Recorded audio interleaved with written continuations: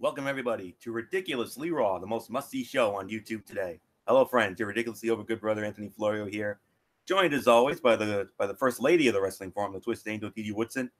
Just the two of us tonight. We're going to be running the show here tonight. I wouldn't have it any other way. So I'm honored to be here as always. Didi, great to have you as well.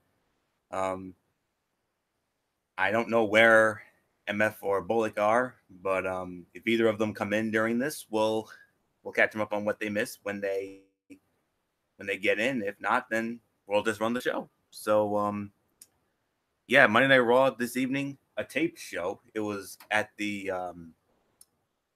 over in Manchester, England, at the Manchester Arena in Manchester, England. Of course, spoilers were out this afternoon, so if you read them, then you already know what happens. If you didn't and you don't want to know, well, cover your ears, close your eyes, just turn away if you don't want to hear about what happened tonight in case you're, watching on DVR later or tomorrow or something. But nonetheless, let's dive right on in as we start the road now to my favorite event of the year, the Survivor Series, 2 weeks away from the Staples Center in Los Angeles, off the heels of that god-awful Crown Jewel pay-per-view. Don't even get me started on that. So let's dive on in. We started it off with the entire Raw roster out on the stage. Gestapo security guards, and I mean Gestapo security guards, surrounding the ring. It was all for your acting general manager, the Constable, Baron Corbin, please. And basically, he laid the groundwork for the Survivor Series. And I'll tell you what, I mean, what a what an announcement here. Of course, Corbin, in his blatant abuse of power, named himself as the captain of the Raw Men's Survivor Series team. Yeah, you just want to give SmackDown that match, don't you? But then again, he did select some good team members. He selected Dolph Ziggler, he selected Drew McIntyre, and reluctantly selected Braun Strowman. And we don't know who else will be on that team. And as far as the women's team is concerned for the Survivor Series, Alexa Bliss was named the captain of the team, although she'll probably be more of a corner person, like a manager or a valet or something, because I guess she's still not clear to wrestle. She did suffer a concussion, I do believe, some time ago, and she'll be announcing the members of her Survivor Series team next week on Monday Night Raw in Kansas City. I mean, you gotta, because next week's the go-home show. So we only have a couple weeks to build this thing. So hopefully we can, these next 2 weeks can be solid build on both sides. So Alexa books a 6-woman tag team rematch from the Evolution pay-per-view. The Riot Squad against Sasha Banks, Bayley, and Natalya. And she was obviously going to, make the fight for that very moment. But then first we had Kurt Angle come out and interrupt, saying that he wants to be on the Raw Survivor Series team once again this year. After all, he was on the team last year. And we all know what happened. Raw won that match. And fortunately, Baron Corbin was really putting down Angle, but then Angle responded back saying, "You're an embarrassment to Raw," which we all agree on that. And he says that, "I want a match with you tonight, and if I beat you, I become the team captain for Raw at Survivor Series." And then it took a little goading by Angle, but then Corbin finally says, "All right, you got your match." Then this was just as Corbin thought that business was taken care of. Braun Strowman shows up, and Braun Strowman makes a beeline for Baron Corbin, and rightfully so after that nonsense that went down at the Crown Jewel event, where Baron Corbin practically gift-wrapped the Universal Championship for Brock Lesnar. And Strowman went after him, and rightfully so, and all hell breaks loose. So chaotic way to start this show tonight. And I gotta admit, this may have been a taped show, but I felt that this Raw was actually a solid show tonight, and this was a great way to start it off. I mean, we have to start to build the Survivor Series. We only have 2 weeks to build it because you had Evolution, you also had Crown Jewel, so you had to get that out of the way. So, I mean, the heat was there. I mean, Baron Corbin was a heat magnet, rightfully so. And then you had Alexa Bliss. Well, let's keep in mind it's a European crowd. It's an IWC crowd, so of course they're gonna pop for Alexa Bliss. And but nonetheless, chaotic way to start the show, and I'm actually surprised that they didn't announce Kurt Angle's in-ring return a week in advance. But it was a nice hook for the evening, as was Braun Strowman going after Baron Corbin. So I would probably say by default this was the segment of the night, even though it wasn't the most memorable. But it was solid at absolute best. So good way to start it off. Good early hype for Survivor Series. So I'm definitely excited for it because it's my favorite event of the year, and I love the Raw versus SmackDown concept because it gives me and MF a chance to go at it. So, and I'm hopeful that Raw can once again prove that they are the superior brand, although I know MF will disagree with that, but it is what it is. So, Didi Woodson, come on in. Let's get your thoughts on all of this craziness that started off the show tonight. Go out. Yeah, it was totally nuts. Okay.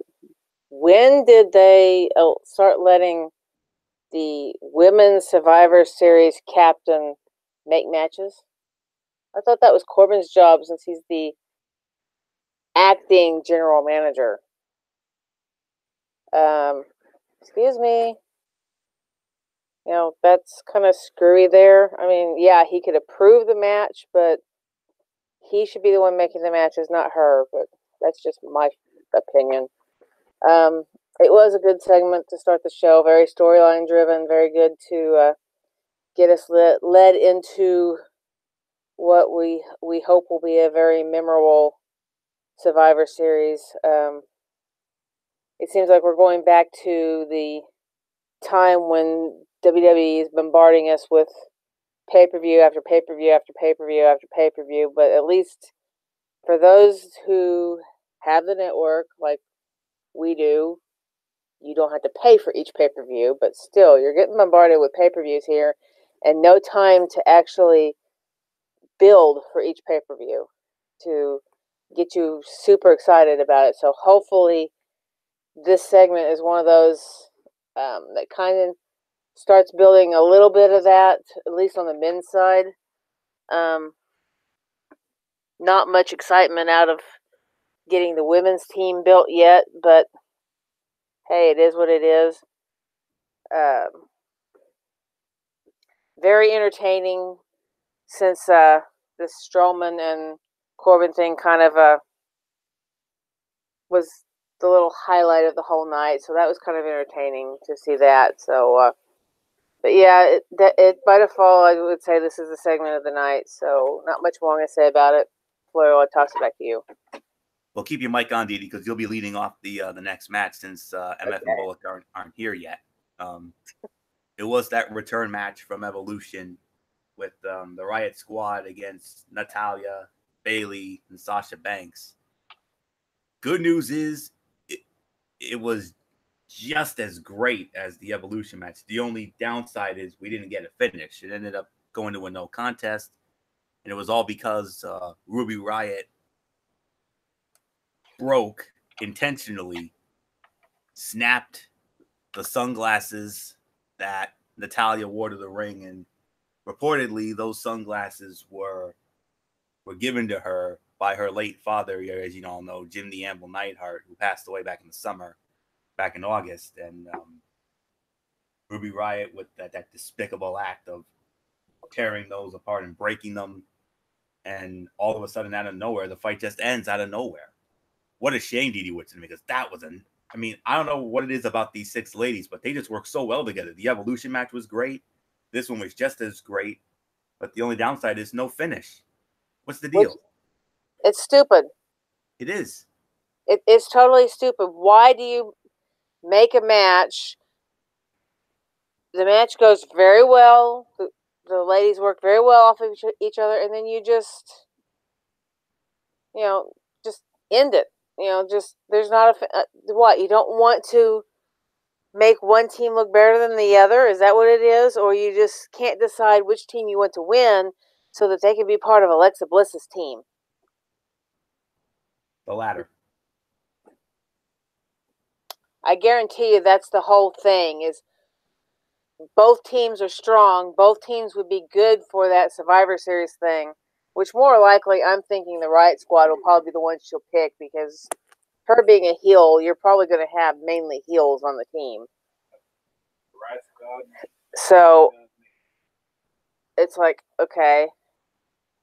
But still, I mean, it don't make sense. I mean, the match was going great. It was, it was a very good setup, very good working off of each other. I mean, wasn't the best in the world. I mean, the pay-per-view match was really good too, but I have to give the pay-per-view match being better because you had an ending to it. Right. You've got nothing. Nope. We have no satisfaction for this match. Indecision. I'm not going to rate it because there was no finish. Me neither. It's an automatic NA. Yeah. I mean, it's stupid. Why? Totally. Get the Monkey Riders out. I mean, your start was having, it is a pretty good Raw to a point, but what the heck are you starting off with? This is stupid. I'm sorry. Don't be. Throw out the first match. It's WWE. I don't know what the heck you're thinking about, but that was just purity, just stupidity. Get your Monkey Riders out of there and let's get something half decent. Get Vince out of the boardroom or out of the writing room or whatever, and get somebody in there who actually knows what they're doing, because this is stupid. We don't need to have a match that goes as long as this one did and ends with bullshit. Sorry, but that's how I feel it was. You're absolutely right. It was complete and utter. That's what it is. And I think those same Monkey Riders that booked the finish to that match were the same Monkey Riders who booked the Crown Jewel pay-per-view as a whole. You wonder why that thing sucked so bad? Now you know. That's all there is to say on that. Which I still haven't watched yet. Don't bother. You're not missing anything. Believe me, you're not. So I'm saving you a trip on that one because I love and respect you way too much. So that's all I can say on that. Don't bother. It'll be a complete waste of your time. Believe me. I mean, that's what everybody else is around the world is saying. Well, and you're going to see enough clips off of Raw and SmackDown to probably actually see the whole thing anyway. So very true. I mean, don't even get me started on how that pay-per-view went down. Believe me. So, anywho, nonsense aside, what a damn shame. I mean, let me tell you this. There was some really good wrestling during this match. Bayley's offense especially shined, and she was over with the crowd, like she always is with the European crowd. They do that little silly song, You know the song. Most of you know the song that I'm talking about. And it's one of MF's favorites as well. But you could see the sunglasses being broken coming a mile away, and it was so corny that it was easier to laugh at Natalya than sympathize with her character. And did they really have a nearly 20-minute match and not even bother to deliver a finish? Give me a break. And there's no tears, just drool out of her mouth at the end. Ugh. I mean, yeah, she's putting on a good show, making it look like she's crying, but there's no tears. It's like what a parent would say, your child's having crocodile tears. I mean, she's just giving you a performance that wasn't very good because all she had was this drool drooling out of her mouth and there's no tears actually coming out of her eyes. Nope. Crocodile tears if I ever saw them. Yep. So you're absolutely right. Well, let's move on. Cutout time. Of course, what is the show without it? Apollo Crews. Hey, he beats Jinder Mahal in 2 minutes. Yeah. Okay. So yeah, Jinder Mahal. Yeah. How'd that title reign work out for you, big boy? That's all I gotta say. So so, we're just gonna leave it there. So um I mean, and Michael Cole made it out to be a huge win for Apollo Crews because he defeated a former champion. And perhaps it would feel that way if Jinder Mahal hadn't lost to everyone lately.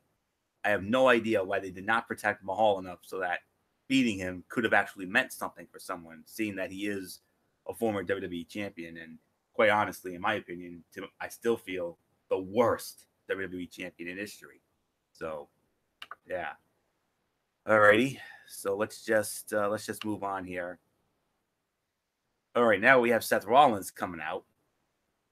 Not just with the Intercontinental Heavyweight Championship around his waist, but he also had both of the Raw Tag Team Championships around his neck. So what happens is Rollins, cuts a great promo. I mean, the pre-match promo he cut was really good. Continuing, he talked about he went off on Corbin for screwing over Strowman at Crown Jewel, which he ain't the only one, brother. And then talked about Brock Lesnar and saying he wasn't there. What a shock. And then he turned his focus to Dean Ambrose and says, I can't defend two titles at one time. And then, scumbag GM Corbin appears on the Titantron and says, Rollins, you and your quote-unquote partner can defend the Raw Tag Team Championships right now against these guys. Well, these guys turned out to be Akam and Rezar, the authors of Pain. Drake Maverick by their side as always. So it was basically a 2-on-1 handicap match. And you don't even have to ask how this one ends. 9 minutes and 50 seconds. And your new Raw Tag Team Champions, the Authors of Pain. I'm going to be honest here. This was the sleeper fight of the night. Now, I know a lot of people would probably call for cutout here, but give Rollins credit for what he did. I mean, give the man credit for what he so tongue tied tonight. Give Rollins credit where it's due. I mean, he hung in there. I mean, they could have made this an easy squash for them, but Seth Rollins being the frontline soldier of Monday Night Raw that he is, and that's why I love and appreciate him so much. He gave it all he could, but the writing was on the wall, and we had to do something with the Raw Tag Team Championships. And now you've got the AOP. I mean, and I love the move. I love the move to put the tag straps on the AOP. Rollins was protected by getting as much offense as he did during the fight. Dean Ambrose was fine, but it was strange that fans chant "You sold out" at him when it's not like he joined the Authority or something along those lines. And Rollins defending the tag titles against a couple of monsters in a handicap match. You would think the match could have ended at any moment, and instead they took away some of the sense of danger, by cutting the commercial breaks. But nonetheless, I mean, Rollins hung in there all he could. So I'm actually going to give this about a solid 2.5 to 3. And now you've got the AOP as Raw Tag Team Champions. The Bar from SmackDown Live. They're the SmackDown Tag Team Champions, and you know what they're going to do. They're obviously going to have a battle of the Tag Team Champions. So Bar, Cesaro, Sheamus, you boys are in trouble. Big trouble. You got the AOP coming at you now. I think we all know who's going to come out on top in this one. That's all I can say there. I think we could chalk one up for Monday Night Raw if I do say so myself. But you never know. But 2.5 to 3, sleeper fight of the night, hands down, without a doubt. So Didi Woodson, we've got new tag team champions, and as for that other team on SmackDown, they're in big trouble, baby. Yeah, I think if the Bludgeon Brothers would have still been the SmackDown Tag Team Champions, you'd have a run for your money. But seeing as it's the Bar, I mean, it's hands down, it would have to go to Raw. I don't see Sheamus and Cesaro pulling off anything with AOP, especially with Drake Maverick standing on the outside. I mean, there's just no way. Hats off to Seth Rollins for going out there, taking on a handicap match with two gigantic monsters. He did a very good job holding his own. But the ending was pretty much predictable. You knew that he wasn't going to be able to pull it off with these two guys. But, I mean, he did a great job, holding his own. As for the chant, leave it to London to screw that up and say something like that. I mean, really? Like Florio said, who did he sell out to? Himself? That's the only person I know he sold out to. The only person holding the Shield together was Roman Reigns. Roman Reigns is gone. Pretty much, Dean Ambrose is paying Seth Rollins back for Seth Rollins stabbing them in the back the first time. That's what this is all about. You stab me, now I'm going to stab you, and I'm going to make you pay for what you did years ago. That's pretty much what this is all about. We have a new Stone Cold Steve Austin in the Lunatic Fringe, who doesn't want to be called Lunatic anymore. And I think Renee's doing a pretty good job selling the fact that she don't know what her husband's doing.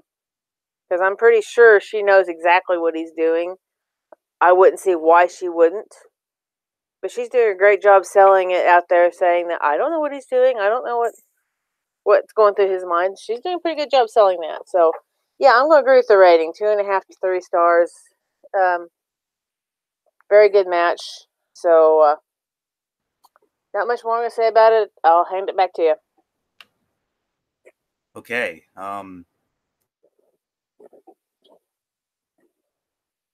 Promo. And, we all know what happened at the World Cup. Shane O'Mac winning that. What a joke. And then Elias strumming his guitar, and, he did a little song, and, basically, made fun of Ziggler, and it led into a match.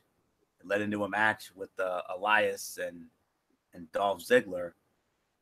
And the winner of the match, 14 minutes and 20 seconds, Elias.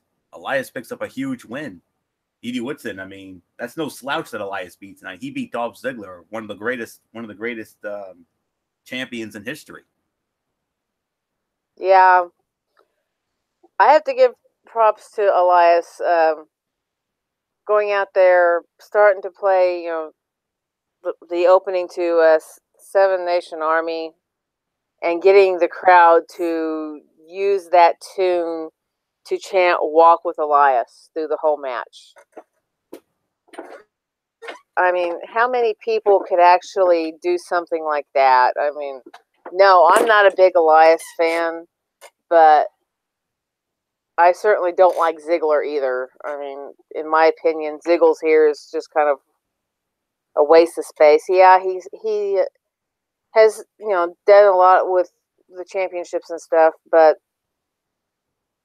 I mean, right now, I think he's the one that's kind of holding McIntyre back from going, all the way, because, really, McIntyre don't need Ziggler to get anywhere in life in this game. But Elias, I think he did very well in this match. The match itself was really, really well done. I'm going to give it probably, I'll say about 3 stars for the match. It was a pretty well done match. Not much more I'm going to say about it.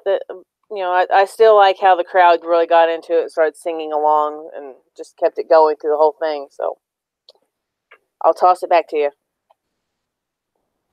Yeah, absolutely. I got to consider this another one of the fights of the night here. I mean, yeah, this was definitely a well-worked match. I'll be honest. I read the spoilers during during the end. But when I heard this was a great match, and I'm like, okay, I'll believe it when I see it. And well, I believe it. I mean, this ended up being a solid enough match, and you know, I know Didi, you're not the biggest Elias fan, but it's up to a good start. I mean,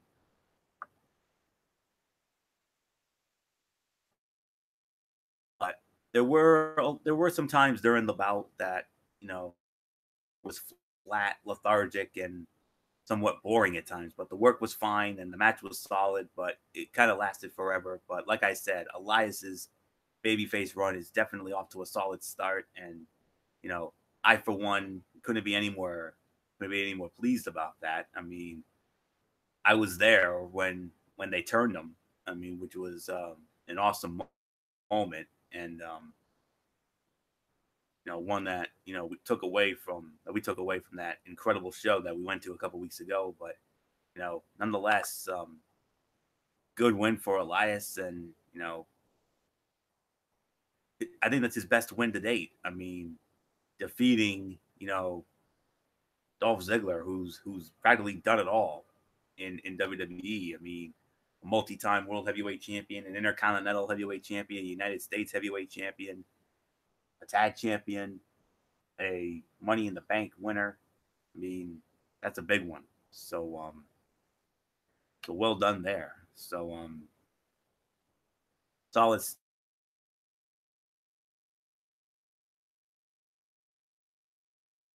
So all right. Then from there we had Ronda Rousey. Ronda Rousey, the Raw Women's Champion, basically it was her rebuttal after, because as we all know, at Survivor Series, in a battle of the women's champions, it'll be Raw Women's Champion Ronda Rousey squaring off against SmackDown Women's Champion Becky Lynch.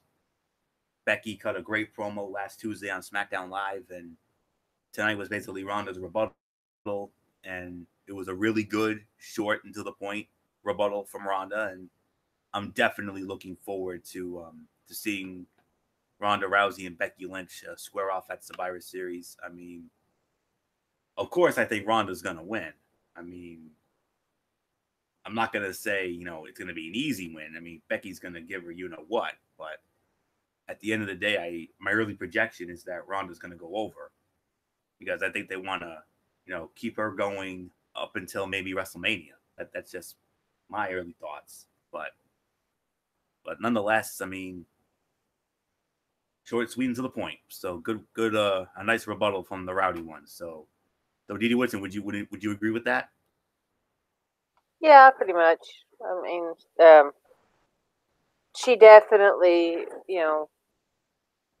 gave Becky, the respect, but at the same time, she also got her point across, for leading up to this match. So yeah, I would say this was definitely short, sweet, to the point, and and then having Nia come out there at the end and say, pretty much making her point known, that I'm your next opponent, I'm the next one in line, I'm coming for you, but at the same time having that little bit of respect that we saw when they first made the first match between the two of them. You can kind of see that little bit of respect right there, but at the same time, you can also see what ends up happening here at the next match. So I'll toss it back to you. Well, then it led into Nia Jax squaring off against Ember Moon, and between 4 minutes and 55 seconds to 5 minutes, Nia Jax wins the match. And then from there, Tamina comes out, teases a confrontation with Nia, but then it only leads to a heel turn for Nia Jax, as Nia and Tamina are now together, which makes sense, because they are family, they are cousins, and part of that Anoa'i family legacy, as we all know. Roman Reigns, as we all know, a big part of that. But and the Usos, of course, yes, the Usos, and The Rock. The Rock's also a part of that, and the late great Yokozuna was a member of that as well. He's Rikishi and Yep, yes, Rakishi, yes, absolutely, and the Afa and Sika, the Wild Samoans. Sika, of course, the father of Roman Reigns, and we can't forget Snuka because that's Tamina's dad. absolutely, the late great Hall of Famer, Superfly Jimmy Snuka, inducted into the Hall of Fame class of '96. So, yeah, but I'm thinking about calling this a cutout, unless you want to get into it, Didi. The only thing I'll say about it is for these two to end up teaming up, you pretty much can put the saying together, blood is thicker than water. And the way you could look at it was Amber Moon is the water. We're pushing her out because we're teaming up with blood. Absolutely. Other than that, yes, the match pretty much is a cutout. Yeah.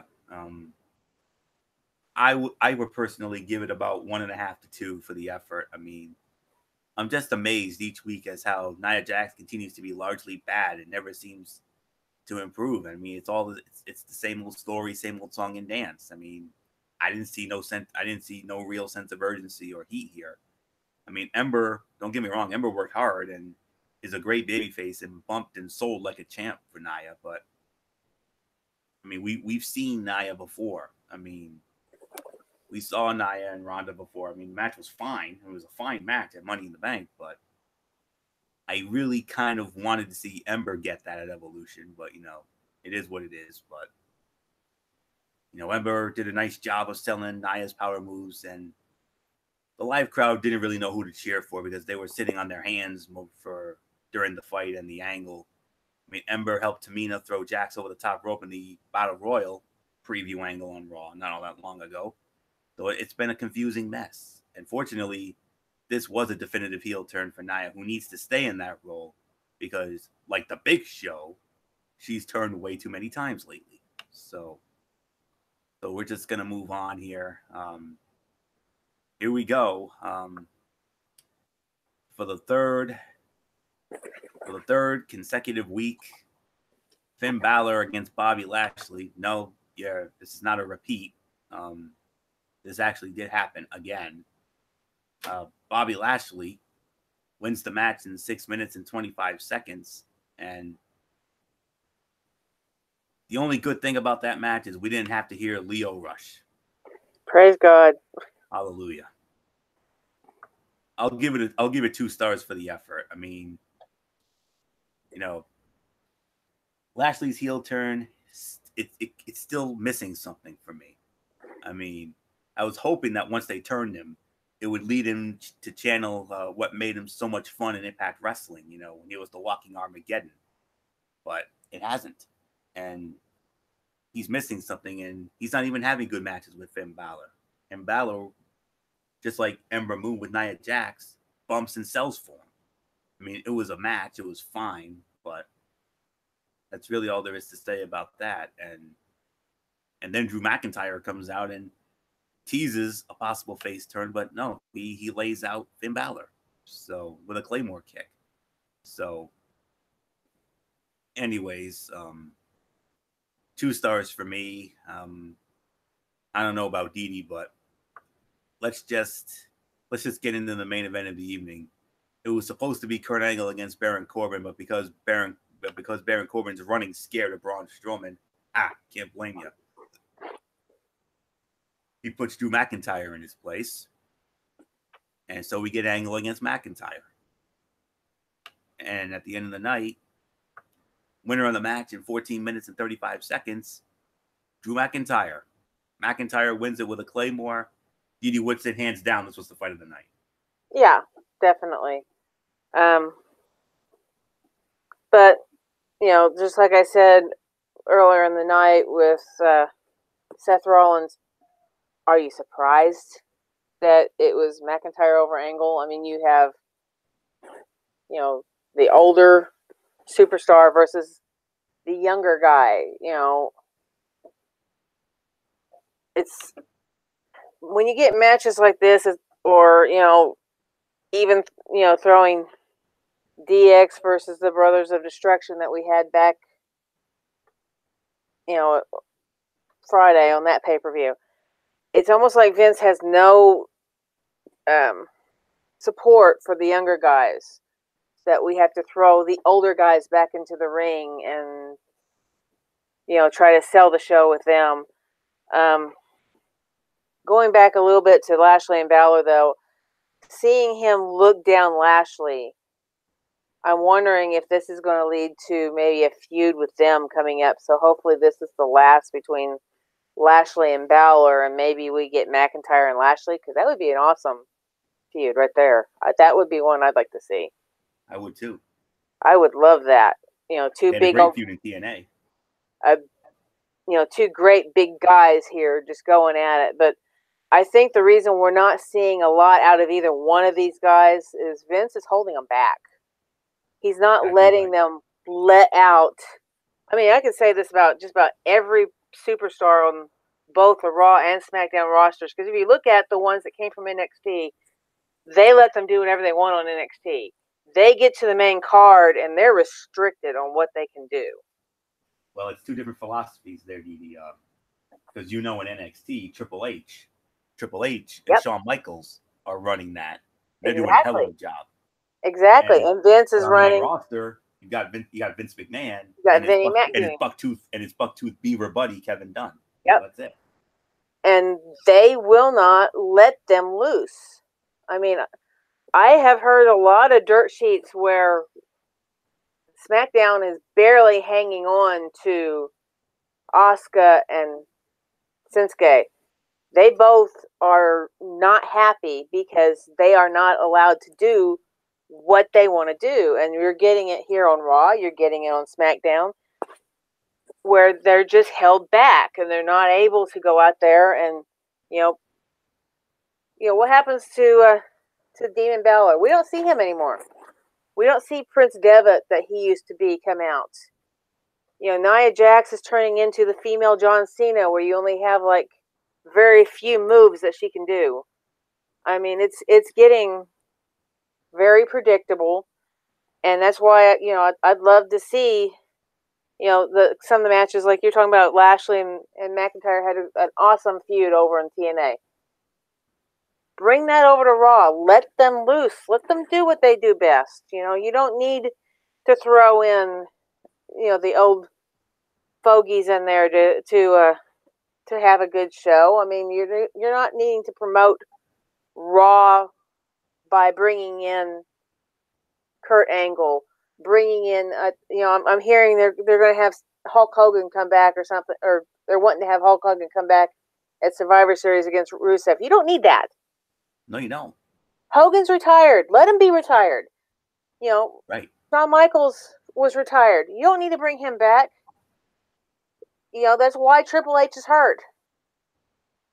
Triple H had stepped out. Yeah, he's in the best shape of his life right now, just like Vince is, but he's gone into the executive role. He needs to stay there.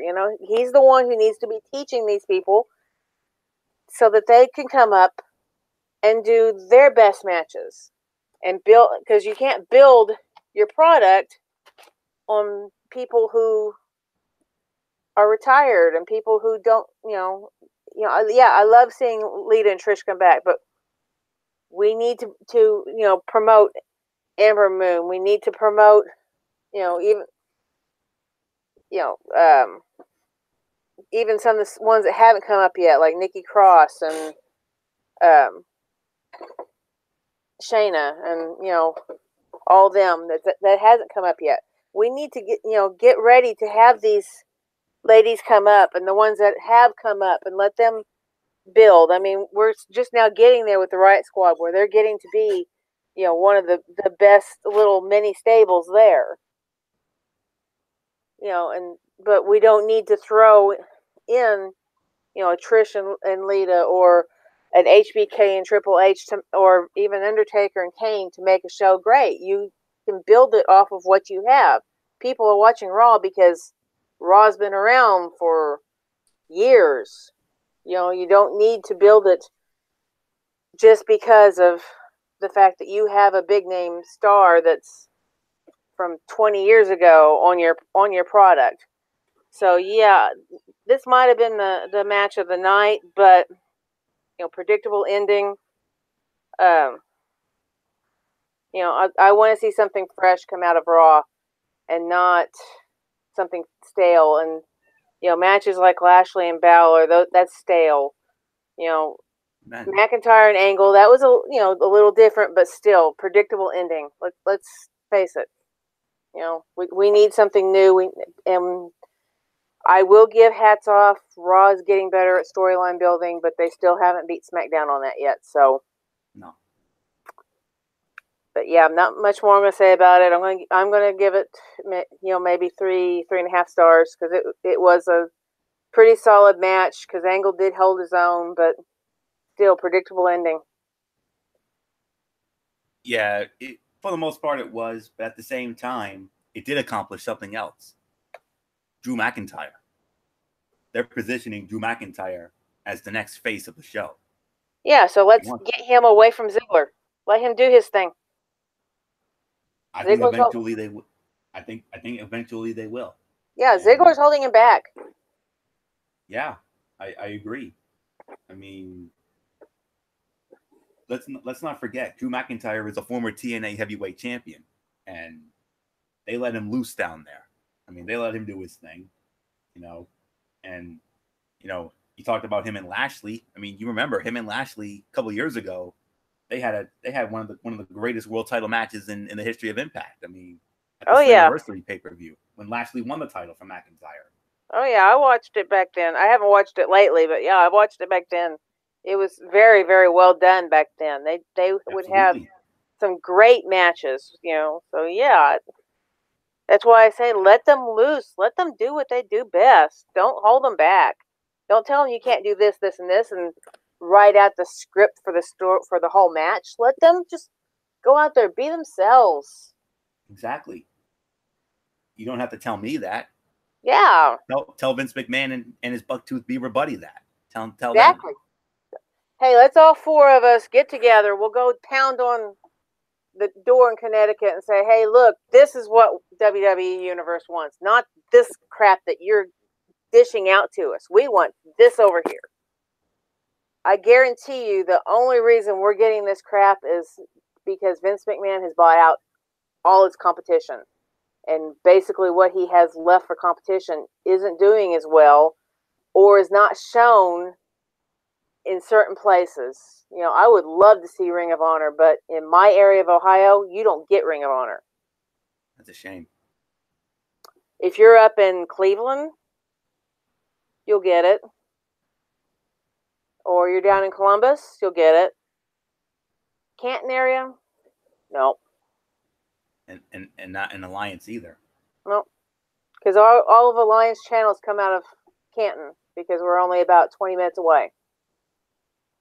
Ugh, I mean, I could get to the Football Hall of Fame in 30 minutes if I really had the urging to get there, which one of these days I will. Yeah, I mean, that's something that's definitely a bucket list moment, to go down there and see that awesome ceremony. I mean, that's a great ceremony every summer, right around my birthday. So, but yeah, one of these days, hopefully I can get a hold of my friend that works there and say, hey, look, can you hook me up?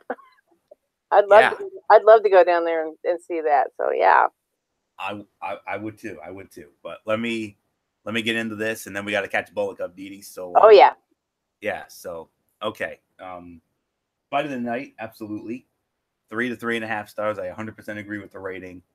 This was an interesting match, and say what you want, but it's refreshing to see a legend like Kurt Angle being positioned as something other than a superhero. Though I do wonder, like Dee Dee, why Kurt Angle is in this role while others are positioned so strongly. I assume it's leading somewhere, and Angle will eventually get a win over Corbin. We'd all love to see that. But either way, this was a big moment for Drew McIntyre, who was getting quite the push, and rightfully so. And he's definitely on his way. And I think within the next year or so, I could see him maybe becoming an Intercontinental Heavyweight Champion. Who knows? Maybe even I could even see him as a Universal Champion. Anybody but Lesnar, please. That's all I can say on that. So 3 to 3.5. That's definitely my rating for this. So fight of the night, without a doubt. So Michael Bullock, come on in. Let's get you caught up here. Monday Night Raw live tonight from the, well, not live tonight. It was taped. I was going to say taped. It's taped. Yeah. Manchester Arena, Manchester, England. The spoilers were out. I'm sure you read them like everybody else. I already did. Yeah. So opening segment, it was the Constable, Baron Corbin. Ooh.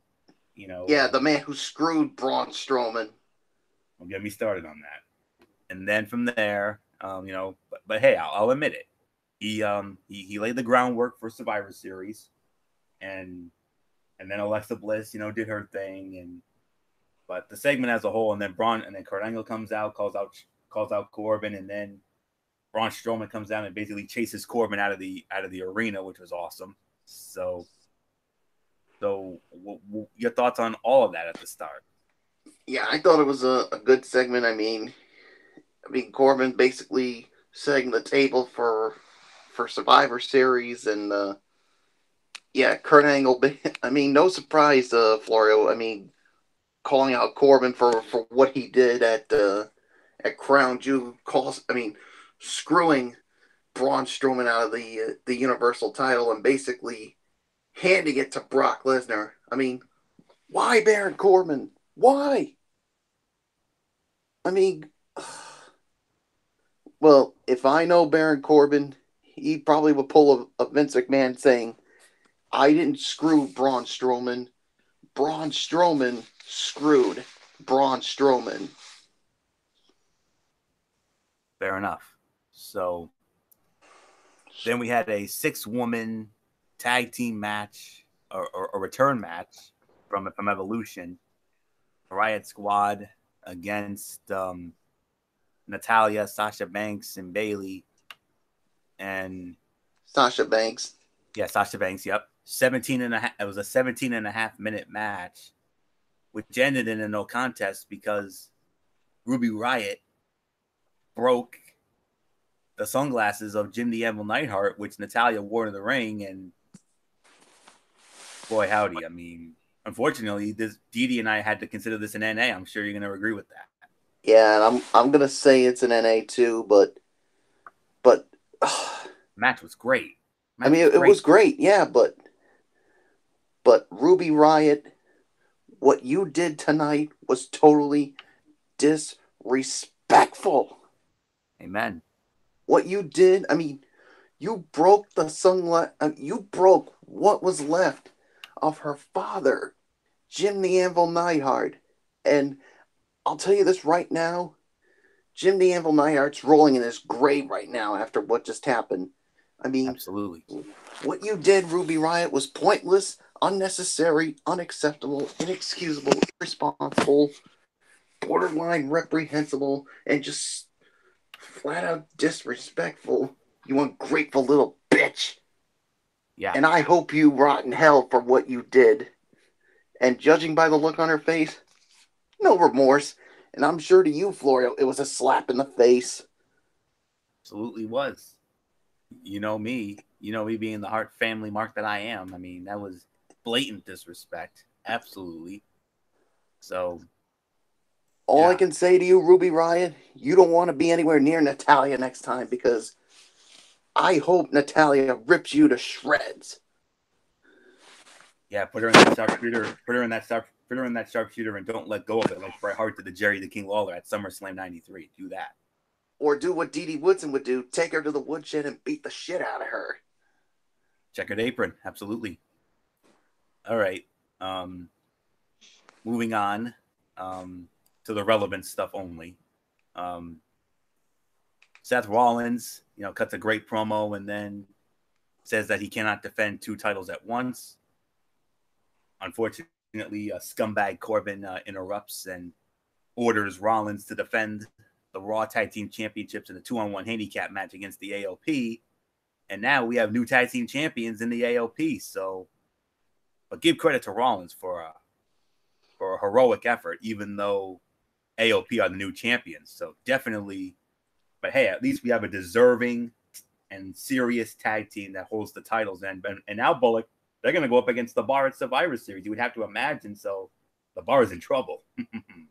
Yeah, well, well, I guess you can say, well, the bar, since they set the bar, well, they're gonna need to against this group. But Sheamus and Cesaro, if I know them, they're not gonna back down from this. Oh, of course not.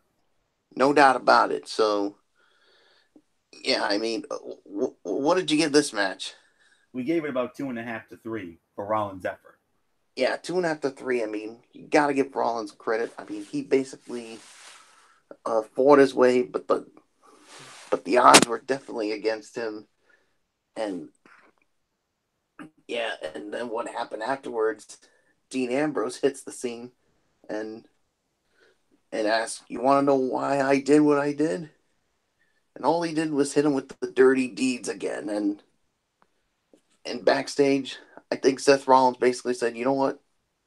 I'm done with asking questions. So you could bet he's going to be hunting down Dean Ambrose and making his life a living hell, like he said last week." Indeed. So, moving on, Dolph Ziggler cuts a little promo, and then he gets interrupted by Elias, and it leads into a match between Elias and Dolph Ziggler, and Elias wins the match in 14 minutes and 20 seconds. So, a solid start for Elias's babyface run here. Yeah, you could say this babyface run has definitely gotten off to a good start. So, yeah, I'll give it about 3.5 on the match here. So, yeah, I mean, yeah, Elias's babyface is really working well up to this point, and yeah, I mean, nothing more to say. Let's just move right along. To Ronda Rousey's rebuttal to Becky Lynch's promo that she cut on SmackDown Live last week, and short and sweet and to the point. And the Rowdy One is ready for war at Survivor Series. Yeah, this was a good promo here by Ronda Rousey, basically sending a message to the Irish Lass Kicker and saying that this is the one face you don't want to be facing come Survivor Series. So, but I think the thing is here, guys, I think more people are going to be in the corner of Becky Lynch with the way Oh yeah, she's been getting the reception she's been getting. But they've been cheering for, but Ronda's getting the pops too. So that's going to be a very interesting match to see how the crowd sidewinds. But like we said again, I mean, this is why we said that Becky needs to be the baby face. Yeah, but we'll see what happens at Survivor Series. So, well, we skipped over Nia Jax and Ember Moon, even though Nia Jax has turned heel and aligned herself with Tamina. So that should be interesting. And then Bobby Lashley beats Finn Balor in 6 minutes and 25 seconds. And Leo Rush did not have the live mic. So how great was that? Oh, thank goodness. But the thing is, I'm getting sick of this these Balor and Lashley matches going on here. But what was the time of the fall? 6 minutes 25 seconds. Yeah, I can only give this 2 stars. So, and then the main event of the evening: Drew McIntyre versus Kurt Angle. Drew McIntyre wins the match, 14 minutes and 35 seconds. Fight of the night, hands down. Yeah, this was about another 3.5 star match. I mean, Angle I thought looked good here, but yeah, Drew McIntyre is definitely on his way to big things and being part of the Survivor Series team. Yes, indeed. So, all right, we're going to get into our overall review here, and I'm going to switch it up here. Didi Whitson, I'm sure you got to get going here, so I'm going to let you take the overall review for a spin first, and then we'll wrap it up. Yeah, the show, like I said, it wasn't a total loss. I mean, it was fairly good. Yeah. Because you did have like 3 matches that, were very entertaining. But then you have the women's match, which, I mean, you just pretty much wasted about almost 20 minutes of everybody's time for nothing. No, just no satisfaction to come out of it. Then you give us at least 2 matches that we're all pretty much just sick and tired of and don't want to see anymore. So, we at least got new tag team champions. So now we're not wondering what they're going to do with, the Rollins and Ambrose with the tag titles. So now they can actually have their feud without having to worry about the tag titles anymore.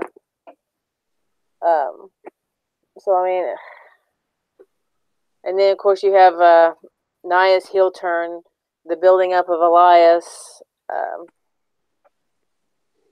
and then the hilarious segments all through the night of Strowman trying to hunt down Baron Corbin and Charlie pretty much kind of giving away where Baron was every time she went to go interview him, and that kind of just it made it hilarious. I mean, that was probably the most comic relief I've seen on Raw in quite some time. Just seeing Strowman wanting to go destroy Corbin, and Corbin coming up with all these excuses. I'm not scared of him. I can handle him. Yeah, you jump in the car, you take off just as the big man darts out the door. You're not scared of him. Yeah, right. Yeah, like a scared little pussy. Exactly. I mean, we need to get the writers together and just say, hey, look, you guys aren't giving WWE Universe what we want. You're just giving us pretty much crap because they don't, I mean, like I said earlier, they're holding these guys back and these ladies back. These people come up from NXT, Asuka with her undefeated reign when she came up, and now look at her. She's kind of lost in the shuffle. Shinsuke, now he's the universe or the United States. United States champion. I'm getting tired. He's now the United States champion, but he could have taken that from AJ. I mean, from what I've heard, they've had some awesome matches in the past on other promotions, and they get up here and they're being held back. They're not allowed to do what they can do. I mean,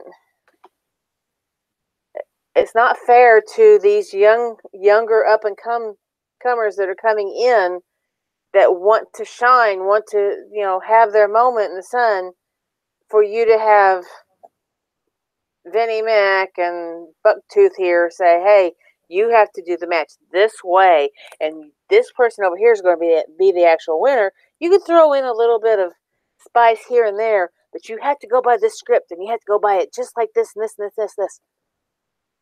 What kind of enjoyment is that? I mean, you're pretty much taking something we've probably seen in the 80s, putting a little spin on it, and representing it. Some of us that's been watching it for 20 plus years, you get bored. Where's the excitement? Where's the new stuff? Where's the spice?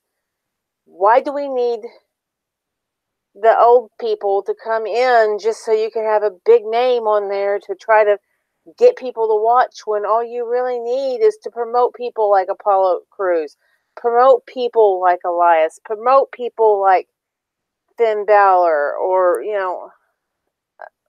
some of these other younger guys here. We need a youth movement, and we need one now. Badly.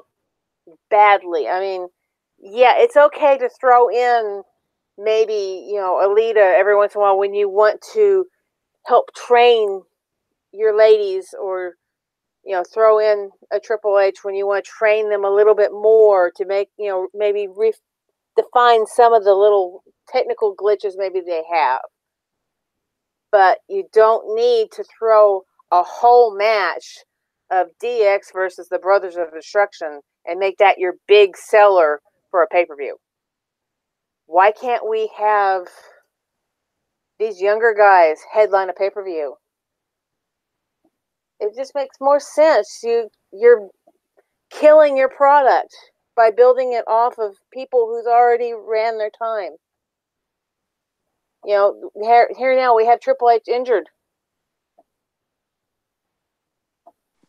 Yeah, but you got to admit that the the tag team match, I mean, it was good, but it wasn't anything special. I mean, Florio and I agreed on that when we talked about it. See, I haven't even watched Crown Jewel, and right now I don't have any urging to, because you're pretty much seeing the whole pay-per-view on Raw and SmackDown. Yeah. And I had already read about half of the endings of how the matches went.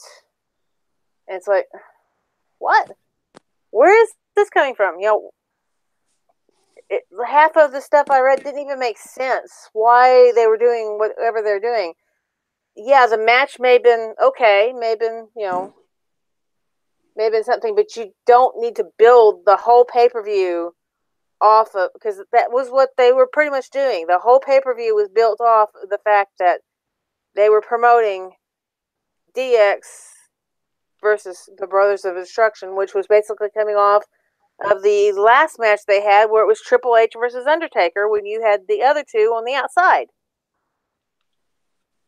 Okay, for one, Shawn Michaels, Triple H, they're about my age or older. When you hit your 40s, you are not a degenerate. I mean, that's pretty much kind of gone. Especially when you've had kids. That stuff's pretty much gone. I mean, you're not that immature anymore. You've grown up a lot. And trust me, I know Triple H has grown up a lot, especially if you get on one of these lip sync shows with your wife and you're singing a song as a girl off of a Disney movie. I mean, you've grown up a lot. You are not a degenerate. And seeing him out there, doing the cross chops and stuff, I mean, that's great, great memories and stuff, but you don't need to build a pay-per-view off that. You need to start building it off the young guys, because the young guys is what's going to keep your show going. It's just like, I know Florio will agree with me on this. It's just like if you have a church and it's all old people. Once they start dying off, you have nobody to come up to build your church up, even make it bigger. Somebody to pass it on to.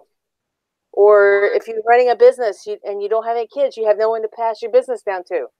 That's pretty much what Vince is doing here. He's building it off of what is already established and not letting the young guys come up and do what they can do to build the product and make it better. I guarantee you, if you let these younger guys that are on the Raw roster go, Raw's ratings are going to go up, and more people are going to watch it, and you're going to have a better product than what we're getting right now. Because who wants to watch Lashley and Balor Part 4? Who wants to watch Apollo Crews versus Jinder Mahal? I don't. No, we don't want to watch that. Who does? Who wants to see Kurt Angle get out there in the ring and possibly die because he's going to land on his neck wrong and break it again? I don't. I have too much respect for Kurt Angle to see him go out there and possibly fall on his neck the wrong way and get hurt. I have respect for these guys. I don't want to see them go out there. I was watching the one pay-per-view where, I don't remember what his name was, but I think it was one of the very old TNA pay-per-views where the guy actually died in the ring. Or you had Owen Hart that fell in the ring on a live show. I have too much respect for these guys to see somebody else do that. That breaks my heart, to see somebody go out there, push themselves to that point to where they're dying in the ring because they take a fall wrong or a piece of equipment goes wrong, like in Owen's case. I mean, I have too much respect to see that happen. I don't want to see one, I have respect for Undertaker, and I know you do too, Bullock, but I don't want to see him go out there one of these days and get hurt to the point where we're going to lose the man at a younger age than what he could fulfill his life with. I think, yes, he can still be in the business. Yes, he can give them lots of pointers. He can, help maybe train these guys to be better. But I think it's time we need to let the old guys, take a step backwards and let the younger guys come up, shine, build the product so that this next generation coming in has their favorites. They don't have to build off of the favorites that we grew up with. That's my point.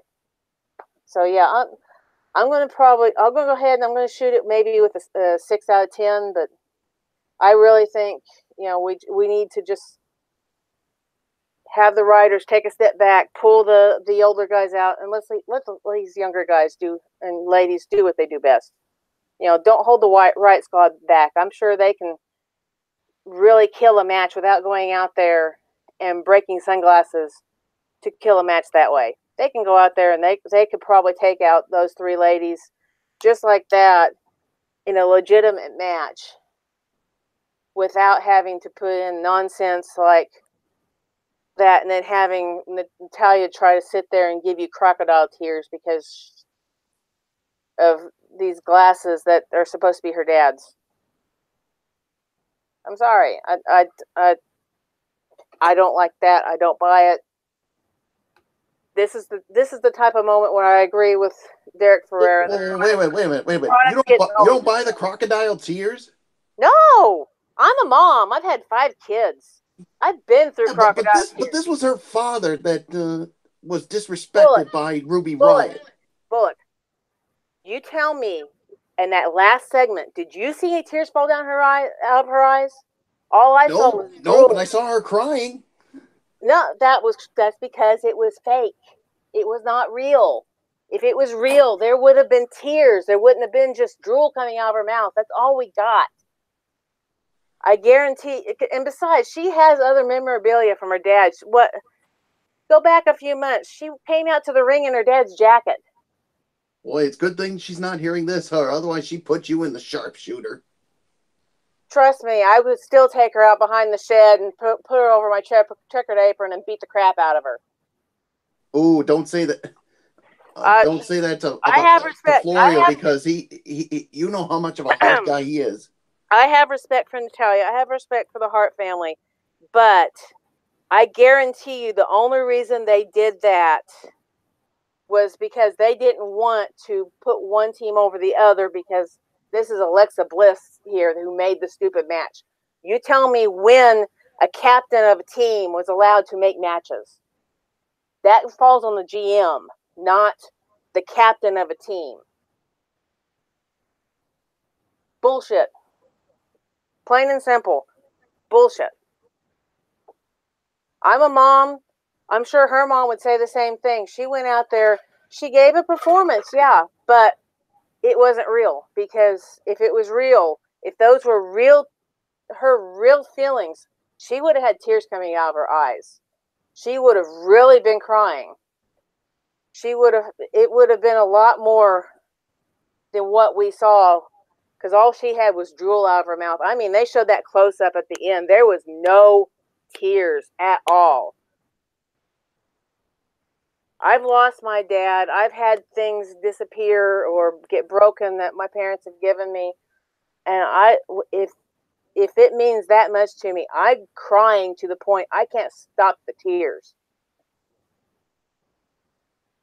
If that meant that much to her, there would have been real tears. It wouldn't have been just collapsing and stuff. There would have been real tears there. I'm sorry. I say it was just the crocodile tears and not as much real emotion in it as it would have been if that was really her dad's sunglasses. I think it was just there just for the fact they did not want to put a winner over on that, which, like I said, 20-minute match. You know, if they would have had a winner of the match, I probably would have given it probably 3.5 stars. But hey, we had no winner. It came out to nothing but broken sunglasses and one team walking up the ramp laughing their butts off because they just stopped the match for no reason. I mean, the ref didn't even count to 10. You could have counted both teams out from that. You could have done anything to actually end that match. That match didn't end. That's all there is to it. I'll see you guys whenever for SmackDown. Good night. All right. Good night, Edie Woodson, and I'll keep you posted. I don't know when it will be. The Mep's not here, so we'll just have to wait and see. So All right. I'll give it about 6.5. I mean, certainly better than that dumpster fire show last week. I mean, it was we all know how terrible that show was. I mean, but this week was a better effort, even though this was a taped show from England. I mean, McIntyre and Angle stole the show for me. Seth Rollins, a courageous effort against the AOP. Ziggler and Elias had a nice little match. The disappointment obviously was that women's match, and because of that non-finish, I mean, what a shame, because that match was really, really taken off. Some solid build to Survivor Series. Ronda cut a great promo, and Drew McIntyre definitely. I know how badly Didi Woodson wants a youth movement, and well, I think with McIntyre, I think we're on our way to getting one. So it's not impossible. It's just gonna take a little bit of time, So all right. So with all that being said, I'm gonna give this 6 to 6.5. So Bullock, have you recovered from that epic rant of Didi Woodson? I mean, she's gone on epic rants on the show before, but I think that might be the most epic rant she's ever gone on. Yeah, and the point that I had to go back and forth with her. I mean, especially. Yeah. I mean, look. I mean, I know she didn't shed any tears, but at least she was still crying, for gosh sakes. Yeah, she was. I mean, to me, it still counts as something. I know it doesn't matter to Didi Woodson. And as far as the Undertaker goes, and some of the old guys, I mean, we seen them still get it done in the ring. I mean, heck, the Undertaker can still get it done. Heck, we even saw Shawn Michaels come out of retirement, and he could still get it done. Absolutely. So, as much as I respect Didi Woodson, I mean, I do disagree on some of the things she said. I mean, I don't know where you stand on it. Yeah, well, I don't know, but just take it for a spin anyway. Yeah. I'm just gonna make it a 6 out of 10 as well. But yeah, like you said, it's better than that that crap show we got last week. So yeah, nothing more to say. So let's just move right along, Florio.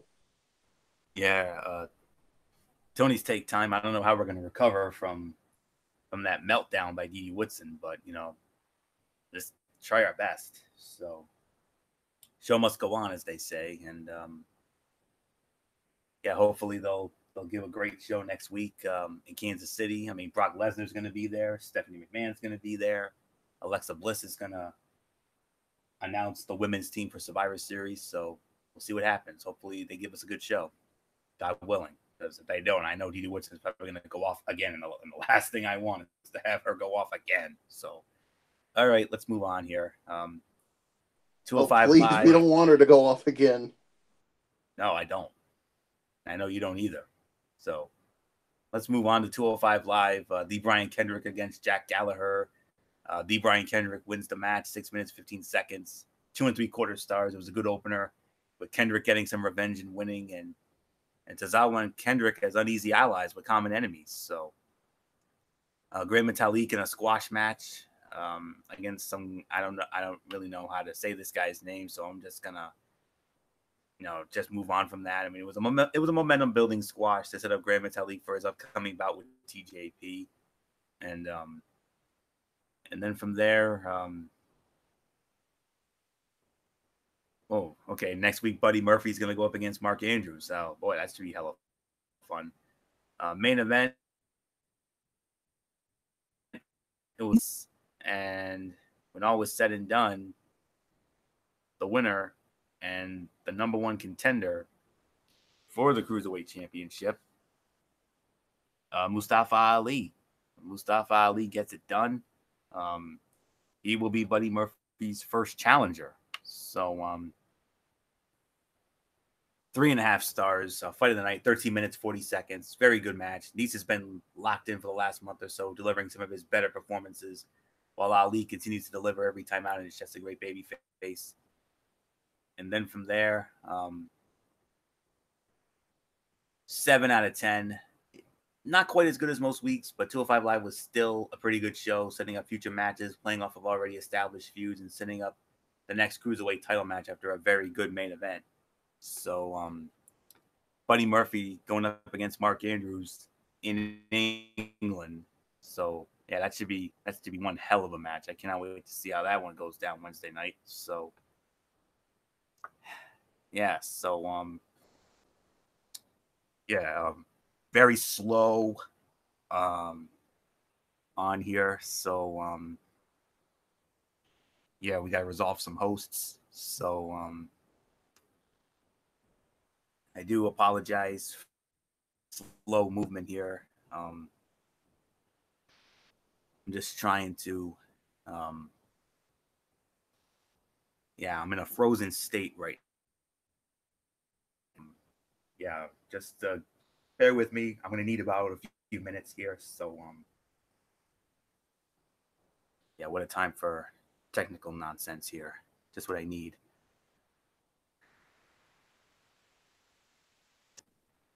But anywho,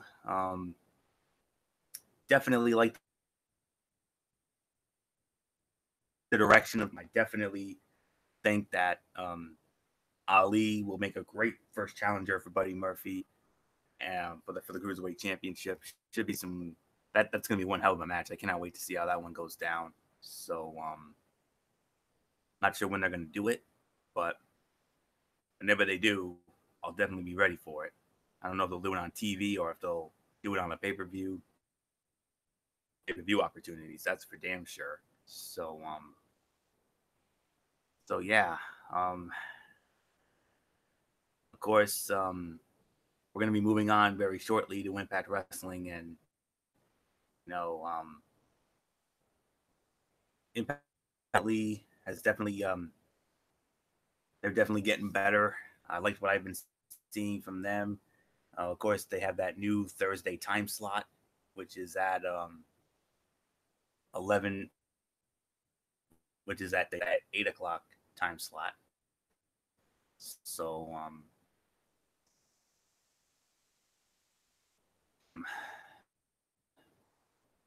of course, they had a great show. They had a solid show last week with that great world title match with Johnny Impact and Phoenix. So yeah, that 4-star bout that really tore the house down. So okay, yeah, bear with me here. All right, hopefully we can get in here now. Okay,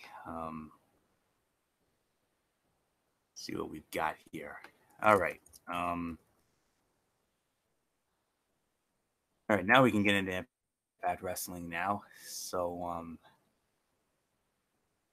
yeah.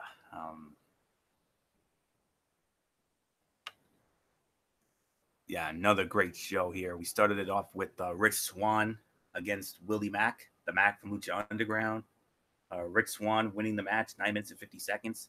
This was the fight of the night for me. I got to give this 3 3/4 to 4 stars. I mean, very good sprint style match to kick off the show on a really positive note. And then from there, the Desi Hit Squad in a squash match. Who cares? 3 minutes, 25 seconds for those of you just wondering. And then from there, just moving on here. All right, let me see. Tessa Blanchard defending the Knockouts Championship in a return match for Bound for Glory against Taya Valkyrie. Taya wins the match by disqualification in 13 minutes and 50 seconds. 3 1/4 stars. Good match. Just a notch below the Bound for Glory fight. The intentional DQ finish works here because it fits the feud of Taya not respecting Tessa for not being an honorable champion. Then from there, we had LAX defending the tag team titles against Matt Sydal and Ethan Page. LAX retaining the titles, 13 minutes and 15 seconds, 3.5 stars, very good. LAX continues to roll and be great, winning matches in new ways all the time, while Page and Sydal are working really well together. Fun match. Pentagon Jr. against Homicide. Pentagon Jr. wins in 5 minutes and 55 seconds, 2 3/4 stars. Good match for the time given. Played into the angle that they started last week, and King using Konan's other boys to get back at Konnan, and the possibility of the Lucha Brothers getting upset and eventually taking it out on Konnan and feuding with LAX. That was awesome.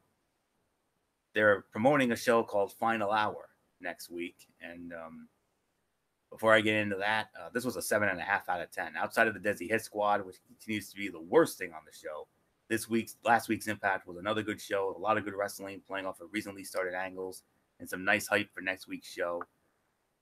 Very good show without a doubt. So that's definitely a 7.5 out of 10. And now we're gonna get into what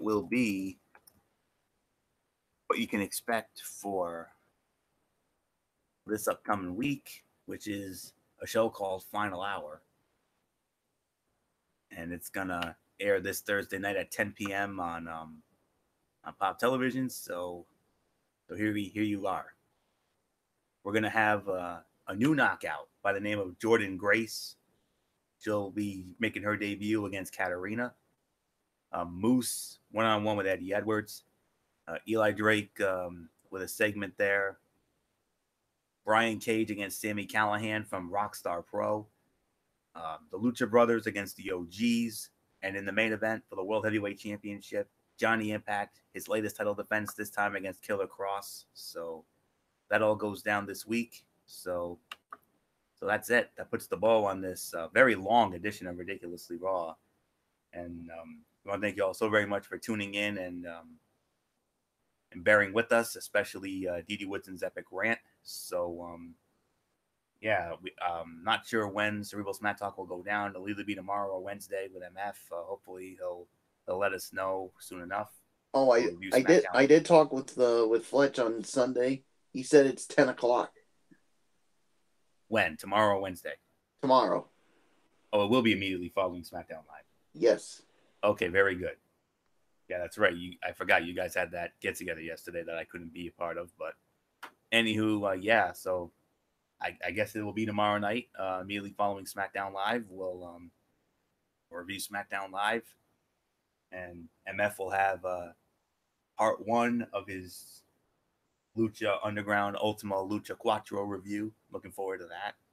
And then Thursday night, we got College Football Thursday, Week 11 edition, getting down to the nitty gritty in the college football season. And we're definitely going to get into the big games of the week. And then Friday night, we got NFL Friday to look forward to as well. Some good matchups to get into. And that's pretty much it. So, and then, of course, next week, we got the go-home show for Survivor Series, which damn sure better deliver. I do not want to have to deal with another rant. So that's it. So until tomorrow night for Cerebral Smack Talk, it's your ridiculously over good brother Anthony Floyo here for the Phenom Michael Bullock, and in spirit, good old MF Michael Fletcher, Didi Woodson, and Derek Ferreira. You know the routine, everybody. Thumbs up. Talk to you later. Yeah. What up, Fortune 4 style. Bye for now, my friends. God bless. Be good to each other. Have a blessed Tuesday. And until tomorrow night for the Cerebral Smack Talk with MF over on Brace 95, you've been watching Ridiculously Raw right here on the Tone 25 and YouTube.com. And remember, no matter what anyone tells you, and especially after what we endured tonight, wrestling is indeed actually real. For everybody who's been a part of this one, for now, Anthony Floyo, so long, and bye, everybody, bye.